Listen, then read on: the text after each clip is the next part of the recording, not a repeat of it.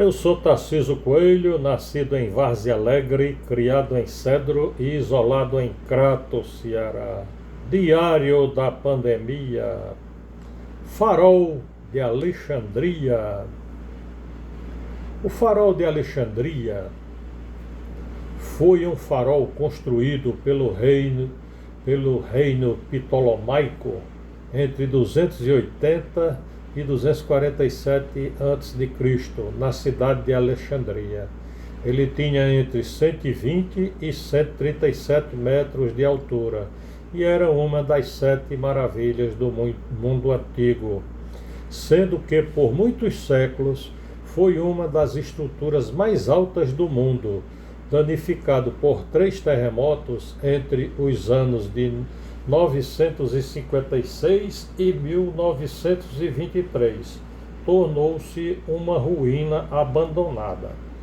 Até 1480, era a terceira maravilha antiga sobrevivente, depois do mausoléu de El Camasso e a grande pirâmide de Gizé, quando então a última de suas pedras remanescentes foi usada para construir a cidadela de Caiquibai, no mesmo local. Em 1994, os arqueólogos franceses descobriram parte dos restos do farol no porto oriental de Alexandria. Em 2015, o Ministério de Estado das Antiguidades do Egito planejou transformar as ruínas submersas da antiga Alexandria, incluindo as de Faros, em um museu subaquático. Em maio do mesmo ano, o Comitê Permanente do Egito para Antiguidades anunciou planos de reconstruir o monumento. Faros era uma pequena ilha localizada na margem ocidental do delta do Nilo. Em 332 a.C., Alexandre o Grande fundou a cidade de Alexandria, em um istmo oposto a Faros. Alexandria e Faros foram conectados depois por um mole que media mais de 1.200 metros e era chamado de heptastádio, 7 estádios. Um estádio era uma unidade de comprimento da Grécia Antiga, que media aproximadamente 180 metros. O lado leste do mole se tornou o Grande Porto, agora uma baía aberta. No lado ocidental estava o porto de Eunosto, com sua bacia interior Ciboto, agora vastamente ampliada para formar o porto moderno. O farol foi construído no século III a.C., depois que Alexandre o Grande morreu de uma febre aos 32 anos. O primeiro Ptolomeu I Sóter, anunciou-se rei em 305 a.C. e comissionou a sua construção pouco depois. O edifício foi terminado durante o reinado de seu filho, o segundo Ptolomeu II, Filadelfo. Levou 12 anos para completar, com um custo total de 800 talentos, e serviu como um protótipo para todos os faróis posteriores no mundo. A luz era produzida por uma tocha no topo da torre. Teria sido construída principalmente com blocos sólidos de calcário. Estrabão relatou que Sóstrato de Quinido tinha uma dedicação inscrita em letras de metal aos deuses do Salvador. Mais tarde, Plínio o Velho escreveu que Sóstrato era o arquiteto da estrutura, o que ainda é disputado. No século II depois de Cristo, o sátiro Luciano de Samosata relatou que Sóstrato escreveu seu nome em gesso com o nome de Ptolomeu. Sendo assim, quando o emplastro com o nome de Ptolomeu caísse, o nome de Sóstrato seria visível na pedra.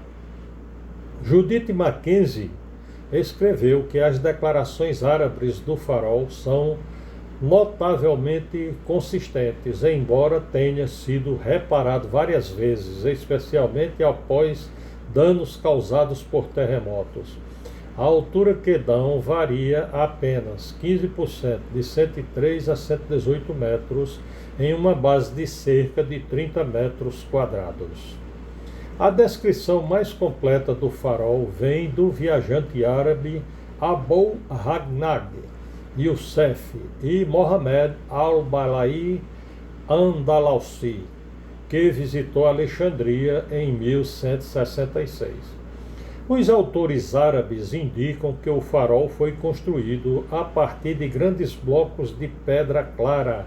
A torre era composta de 3 grades crônicas, uma seção quadrada inferior com um núcleo central, uma seção octogonal central e no topo uma seção circular.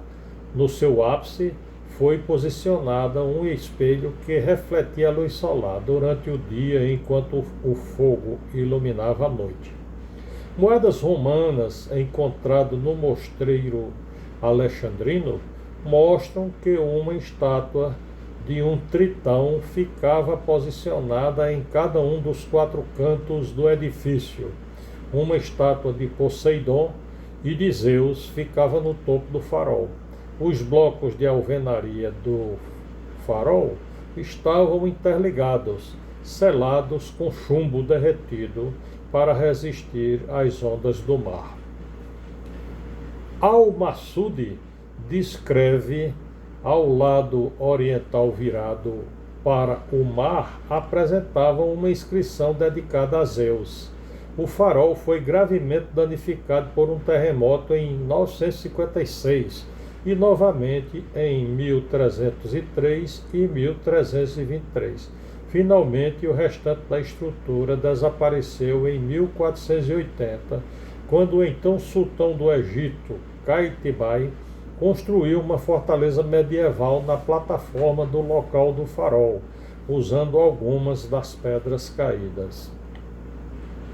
O escritor do século X, Al-Masudi, relata um conto lendário sobre a destruição do farol, segundo o qual, no tempo do califa Abd al-Malik, 705 a 715, os bizantinos enviaram um agente eunuco que adotou o islamismo e a confiança do califa, o que lhe garantiu permissão para procurar o tesouro escondido na base do farol.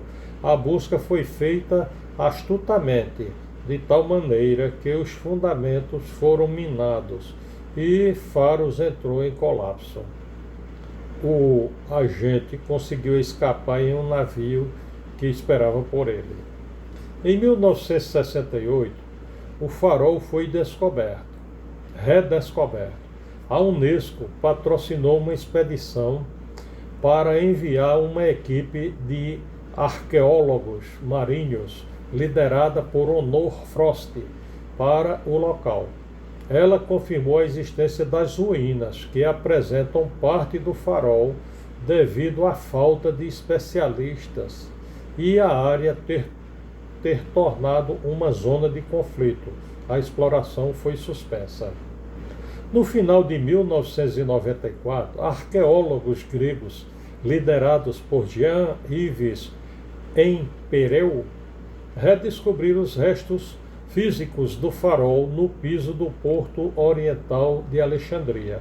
Alguns destes restos foram trazidos acima e ficaram em exposição pública até o fim de 1995. Subsequentes imagens de satélite revelaram mais vestígios. É possível mergulhar e ver as ruínas.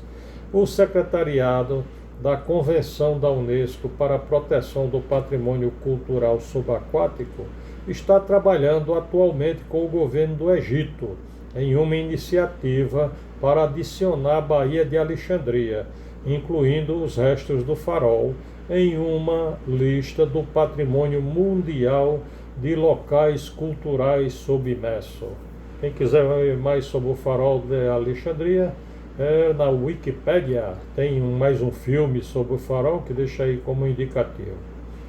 E o Diário da Pandemia, que inventei de escrever, jamais teve a intenção que não só o meu querer de o dia a dia registrar, para no futuro lembrar o que estamos a viver. Mas é preciso dizer que não vou divulgar notícias de tristeza, já que quero me alegrar. E se esse meu escrever nem pouco alegrar você, mal também não lhe fará. Tarcísio Coelho, Crato, Ceará, 27 de agosto de 2020. Bom dia, boa tarde, boa noite e até o próximo.